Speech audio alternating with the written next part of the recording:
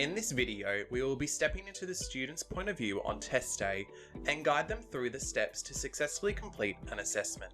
To begin the test, head on over to the Assessments platform by typing in the URL icas.site/start.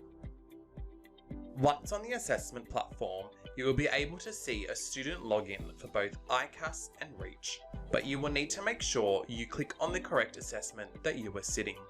Click Start the Test. Please note, if you are sitting spelling or writing subjects, you will need to make sure you are using Janison Replay. On the next page, you will be asked for an 8-letter session code. Enter in the code, then click Next. The session code used on the screen is just for demonstration, and the teacher will give you the right session code on test day. On the next page, you will have to type in your one-time code.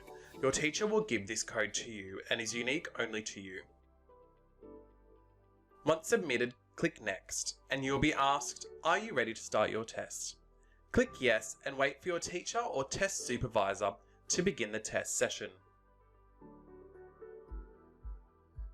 On this page, make sure your name is correct, and if it is not, let your teacher know immediately. Once the test is started, you will find small icons and buttons on the test player. On the top left corner is a magnifying glass which allows you to zoom in on your screen. Next to the magnifying glass is a yellow circle that says Hide Time. This will hide the time display. You can click the button again to change it back and forth.